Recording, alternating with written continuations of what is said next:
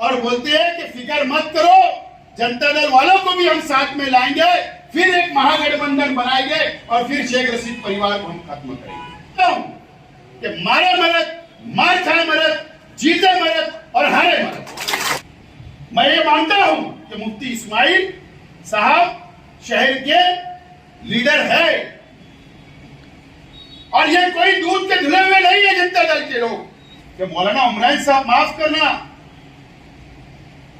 मैं ये जुमला बोलने जा रहा हूं, आज किसने उठाया? अबू आसिम आजमी साहब ने। राज के अंदर जाकर आपने मुलाकात की और उसके बाद मुझे अच्छी तरीके से याद है कि होटल ताज के बाद आपने एबीपी माजा से बात करते हुए, इंटरव्यू देते हुए कहा कि मैं उम्रे पे जा रहा हूं, सीएम साहब को कोई गलतफहमी नहीं हो जाना, इसके लिए मिलने के लिए आया था।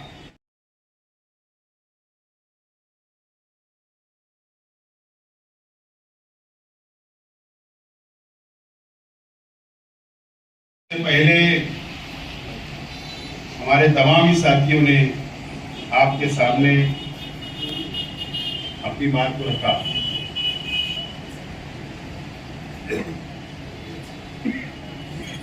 और मैं समझता हूं कि हमारे तमाम ही मुकर्रिरीन ने अलग अलग हालात के ऊपर शहर के अंदर हमारे खिलाफ की पार्टियां जो हालात बनाने की कोशिश कर रही है, जो शहर के आवाम को धोखा देने की कोशिश कर रही है और जो लोग नूरा कुश्ती लड़ रहे हैं, तो तमाम ही बातें मैं समझता हूं मुकर्रिर ने बोला, अपनी बात को रखा।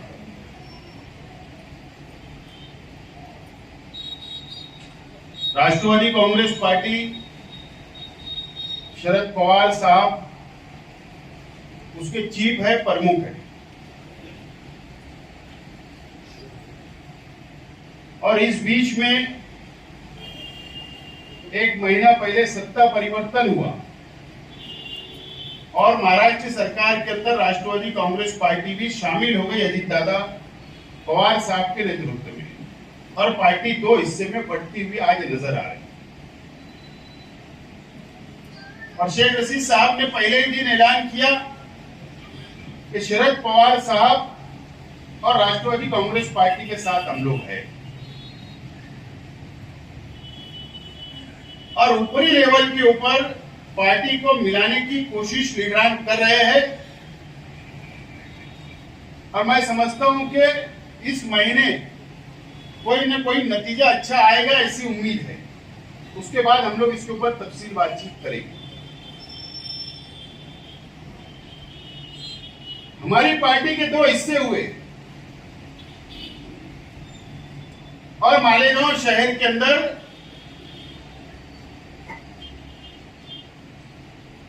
मेरे खिलाफ और पार्टी के खिलाफ अंधभक्त लोग, जो अंधभक्त होते हैं ना, वो लोगों ने सोशल मीडिया के जरिए मेरी बदनामी करने की कोशिश की और शहर की आवाम के सामने शहर की आवाम को गुमराह करने की कोशिश की। तो हम लोग तो खामोश थे। आप लोगों को पता है कि मैं 1.5 महीने से मैं बीमार चल रहा था,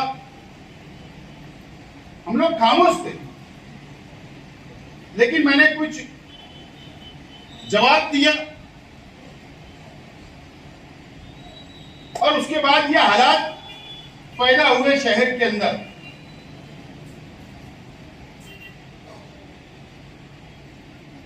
अजीत दादा पवार साहब से मेरी खुफिया मुलाकात हुई तो मुफ्ती साहब गेट पे पहरा दे रहे थे क्या? मेरी खुफिया अंदर मुलाकात हुई तो गेट के ऊपर पहरा दे रहे क्या? क्या अजीत दादा बेल दबाए में तुम चाय लेके आने वाले थे क्या? ये सवाल पैदा होता है। राष्ट्रवादी कांग्रेस पार्टी के लीडर हैं अजीत दादा पवार, और सरकार में शामिल होने के बाद भी शरद पवार साहब को नेता मान रहे हैं। और हम शरद पवार साहब को नेता मानते, इसके लिए सरकार किसी की भी हो,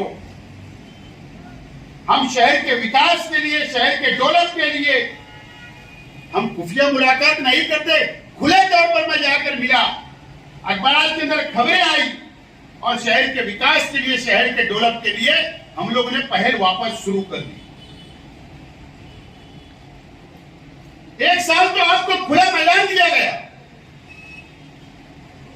जब हम महाविकास आघाड़ी की सरकार गिरी, उद्धव ठाकरे साहब चीफ मिनिस्टर से हट गए और शिंदे और भाजपा ने सरकार बनाई, तो आपको होटल ताज के अंदर जाकर आपने मुलाकात की, और उसके बाद मुझे अच्छी तरीके से याद है कि होटल ताज के बाद आपने एबीपी माझा से बात करते हुए, इंटरव्यू देते हुए कहा कि मैं उम्रे पे जा रहा हूं, सीएम साहब को कोई गलतफहमी नहीं हो जाना, इसके लिए मिलने के लिए आया था।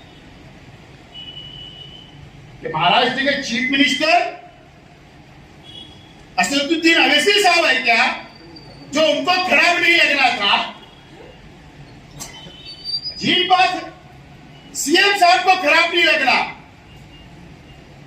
आप इसके लिए गए थे कि सरकार का बहुमत साबित होना था, स्पीकर का चुनाव होना था, और आप जानबूझकर आप तटस्थ रहे, गैर जानिबदार रहे। आपने इस शहर के मुसलमानों को और इस महाराष्ट्र के मुसलमानों को आपने धोखा देने का काम किया। आपने एमएलसी के अंदर आपके खासदार इम्तियाज जलील के साथ आपने अपनी प्राइवेट गाड़ी लगा दी, और टैक्सी के अंदर कभी इस दर पर, कभी उस दर पर, कभी उस डाल पर, कभी उस डाल के ऊपर आप घूमते रहे कि आपका कोई सौदा हो जाए। क्या हमको नहीं पता क्या आपने राज्यसभा के अंदर क्या किया, आपने एमएलसी के अंदर क्या किया, विधान परिषद के अंदर क्या किया? आपने डबल गेम किया और इस महाराष्ट्र के और इस शहर के मुसलमानों को धोखा देने का काम किया। आपने फिरका परस्त पार्टी के उम्मीदवार को चुन कर लाने के लिए मदद की। ये मैं खुला जिम्मेदारी से बोल रहा हूं। आप जब से चुन कर आए, आपने इस शहर को धोखा दिया, और एमआईएम ने इस महाराष्ट्र के मुसलमानों को धोखा देने का काम किया है। मुझे बताओ, आप मुझे बताइए कि 2 दिन पहले अबू आसिम आजमी साहब ने कैसी आवाज उठाई? ट्रेन के अंदर मुसलमानों को एक पुलिस वाला गोली मार देता है, आवाज किसने उठाया? अबू आसिम आजमी साहब ने। हिजाब का मामला आया मुंबई के एक स्कूल के अंदर, आवाज किसने उठाई? अबू आसिम आजमी साहब ने। नीतीश राणे का जवाब औरंगजेब रहमतुल्लाह अलैह, जब उसने ये कहा अंदर मुसलमानों के खिलाफ जहर उगल रहा था, उस वक्त किसने आवाज उठाई?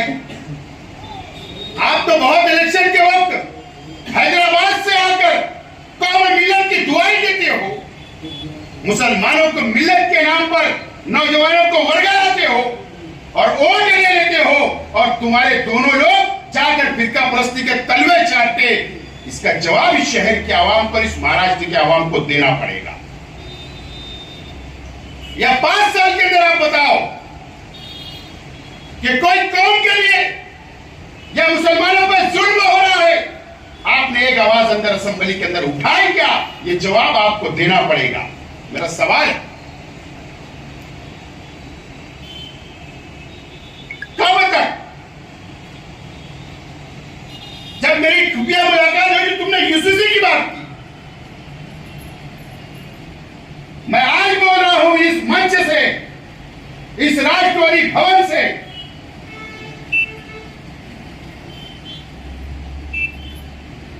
मगर जहां कौम की बात आएगी, जहां मिल्लत की बात आएगी, जहां मुसलमानों के खिलाफ काला कानून बनेगा, सबसे पहले शेख आसिफ और हमारे वर्कर शेख रशीद साहब की क़यादत में रोड के ऊपर निकलेंगे और सरकार की मुखालफत करेंगे, चाहे वो कोई भी पार्टी उसकी हिमायत करे। आपने, मेरा सवाल है ये शहर के आवाम से, और यहां पर हमारे मीडिया के साथी भी है, मैं इनके ही चैनल के ऊपर देखा था, अभी बकरीद की, ईद उल अजहा की नमाज के लिए ईदगाह के ऊपर तकरीर की गई। क्या तकरीर की गई?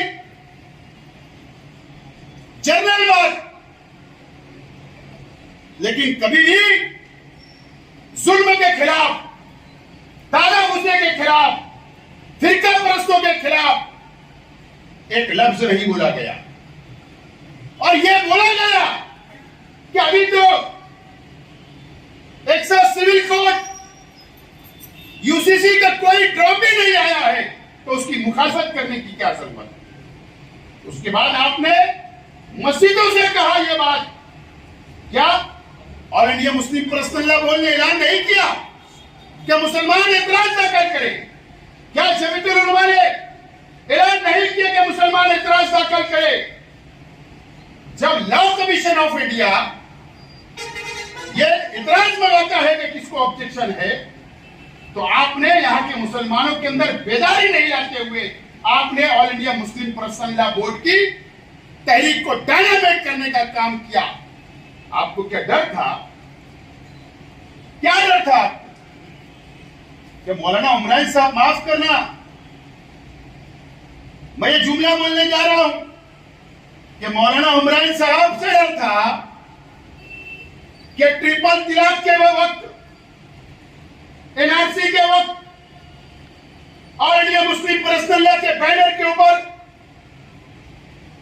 जब मौलाना उमरान साहब ने ऐलान किया कि एहतजाज करना है, सड़कों पर निकलना है, तो उनकी एक आवाज पर, all India Muslim personal law board की आवाज के ऊपर लाखों मुसलमान रास्ते पर निकले। क्या आपको फिर डर था कि यूसीसी के मामले में फिर मौलाना उमरान अगर आवाज देंगे तो लाखों की आवाम रास्ते पे निकलेगी? क्या आपको डर और खौफ है?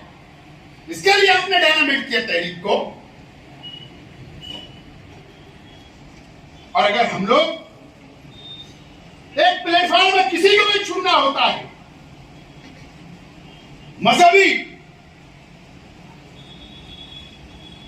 मिल्लत के लिए काम करने वाले,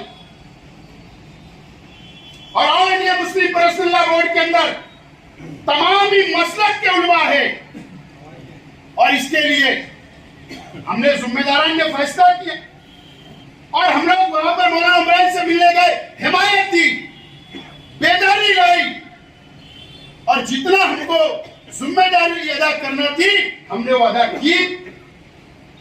और जब भी अगर ऐलान किया जाएगा ये काले कानून के खिलाफ में, all India Muslim personal law board जब भी ऐलान करेगी हम लोग बढ़ चढ़कर हिस्सा लेने के लिए तैयार हैं, हर वक्त तैयार रहेगी। पार्टी हमारे लिए 2 नंबर, लेकिन अगर जहां मुसलमानों के खिलाफ काला कानून बनेगा तो हम लोग सबसे आगे रहेंगे। और हम किसी भी सरकारों से, किसी भी पार्टी की सरकारों से हम डरने वाले नहीं है। मुझे अफसोस हुआ, बहुत अफसोस हुआ। अबू आसिम आजमी साहब की पार्टी अलग है, लेकिन मेरा तजुर्बा उनके साथ 5 साल काम करने का है। अगर मैं आवाज उठाता था उस वक्त,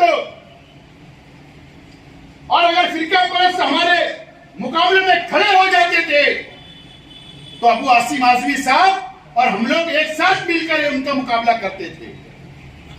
एक मर्द आदमी आवाज उठा रहा था, फिरका परस्त उसको लटक रहे थे, उसके खिलाफ जहर उगल रहे थे, उसको गद्दार बोल रहे थे। आप और अफसोस के साथ बोलना पड़ता कि जितने मुस्लिम लीडरशिप थी अबू आसिम आजमी का साथ देने के लिए खड़ी नहीं हुई। ये बहुत दुख की बात है। और उसके बाद अब पाखंड करते हुए शहर को धोखा देने का काम करते हैं। इलेक्शन करीब आ रहा है, 4 साल गुजर गए। अब तुम्हारे सामने कॉर्पोरेशन का चुनाव, तुम्हारे सामने असेंबली का चुनाव आएगा, पार्लियामेंट का चुनाव आएगा। जो लोगों ने तुम्हारे साथ में मिलकर आपको चुनकर लाने की मेहनत की, आपने 4 साल नजरअंदाज किया। अब ये शहर हिसाब मांगेगा, तो क्या हिसाब दोगे? ये शहर हिसाब मांगने वाला है, तो क्या हिसाब दोगे? तो आपने जनता दल के ऊपर इल्जाम लगाया कि टेंडर मैंने उनको दिया था और उन्होंने काम नहीं किया, बिल खा गया। बहरहाल चोर तो दोनों में से कोई एक है और झूठ तो कोई बोल रहा है, ये तो बिल्कुल सच। और मुझे शक है कि शहर के अंदर कारपोरेशन की रोड जहां बनती थी,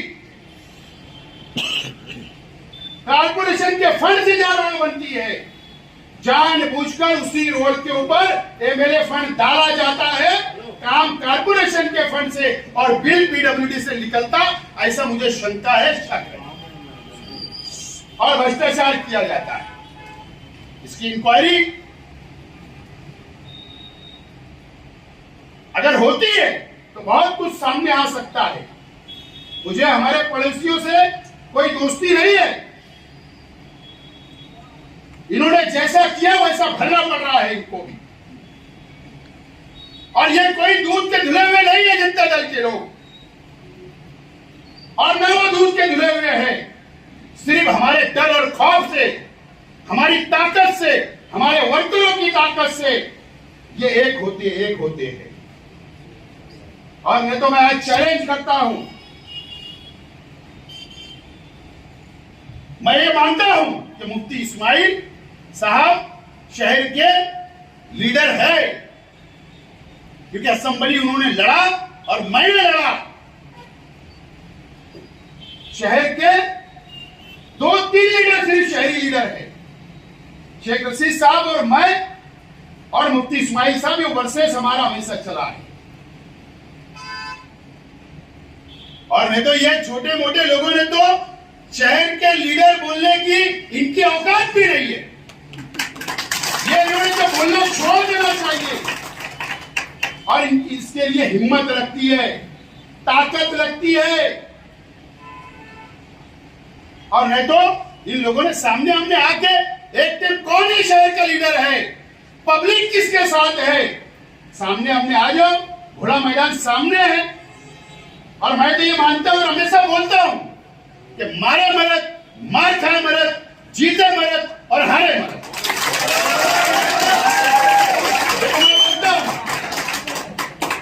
और नहीं तो इन लोगों ने ये शहर को धोखा देना बंद करना।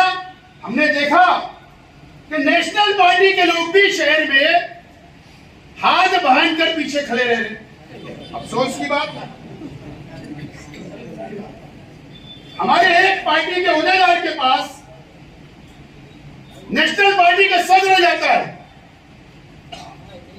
और उसको बोलता है कि तू राष्ट्रवादी के अंदर मत रहे, मैं देखो मुफ्ती इस्माइल से बोलकर तेरे को टिकट दिलवा देता। ये पार्टी दूसरे के सदर, वो उसकी पार्टी की मेहनत नहीं कर रहा, उसका टिकट नहीं बांट रहा। बोले मैं मुफ्ती इस्माइल से बात करके तेरी सेटिंग करा देता, ये वार्ड उनका है। उसकी बात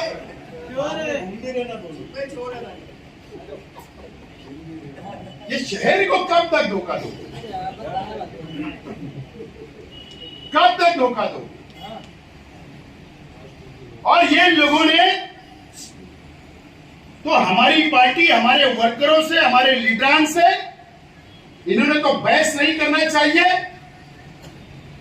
क्योंकि मैं इसलिए बोल रहा हूं कि एक आदमी होता है ऊपर से बहुत खूबसूरत, बहुत नूर और बहुत साफ किरदार का होता है। इंसान की फितरत होती है, लेकिन इंसान ऊपर से कोई भी कलर का रहे, अंदर से काला नहीं होना चाहिए। और मैं आज से नहीं देख रहा हूं ये 4-5 सीट के लिए जो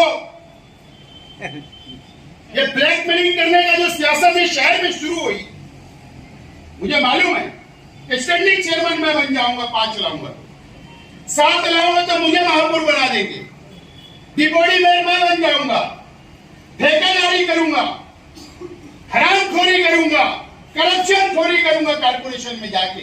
सिर्फ ये मकसद है इनका, ये शहर से इनको कोई लेना देना नहीं, ना ये कोई झुपड़पट्टी के आवाम से, ना पक्के मकान के आवाम से, ना बुनकरों से, ना मजदूरों से, ना गरीब से, ना अमीर से, इनको कोई लेना देना नहीं है। इनके जाति स्वार्थ के लिए, जाति मुफाद के लिए ये लोग शहर में सियासत करते हैं।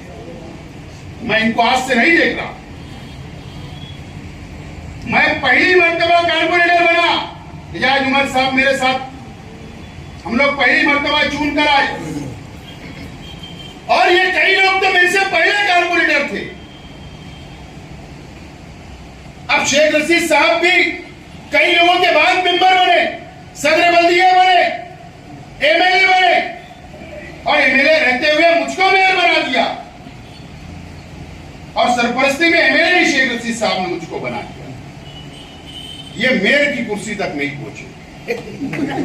अफसोस, कहां से अपने से खुश रहेंगे? हसद और जलन और दिल में काला, ये कभी तुम मिटा नहीं सकते। ये फितरत उनकी बन चुकी है कि तुम्हारे साथ ये कभी रह ही नहीं सकते, और हमेशा तुम्हारे मुखालिफ रहेंगे, जहर उगलने का काम करेंगे, क्योंकि उनके सामने का बच्चा जो पीछे से आया, उनको वटेक करके विधानसभा के असेंबली के अंदर बैठकर कभी बर्दाश्त होगा नहीं, कभी बर्दाश्त नहीं होगा।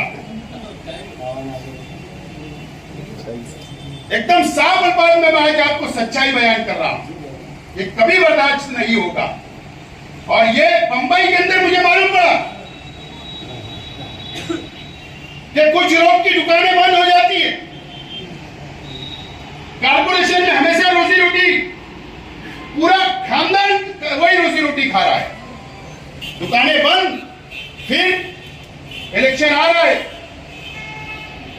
आप लोगों को मीडिया वाले को पता नहीं है, नगर उद्यान के जो काम 8 करोड़ के निकले, 1000 खोली पहली गली का, मालेगांव सुलेमानी से लेकर मालेगांव स्कूल तक, ये कारपोरेशन का हिस्सा है उसमें। लेकिन ये काम जो बांटे गए 12% लिए गए, 12% से, और ये पैसा मुशारत चौक में जमा हुआ नाराज लोगों को मनाने के लिए। किसी को 2 करोड़ का काम, और डीलिंग हाईवे की एक होटल के ऊपर चिकन चिल्ली के साथ हुई, 12%। दूसरा नाराज था, उसको 1 करोड़। कोई ब्लैकमेल करता, मैं बहुत पहलवान हूं, मैं तो ऐसा कर देता हूं, समाज पलट देता हूं, बहुत नाराजगी, 2 करोड़ का काम 12% में खुश। कितने टक्के और कहां पर दिए गए मुझको सब पता है। और उसके बाद जिन लोगों ने हमेशा कारपोरेशन की रोजी रोटी खाई, आज वो लोग मुशारत चौक के लीडर से कहते हैं कि आप फिक्र मत करो, जो जो नाराज है मैं लाऊंगा।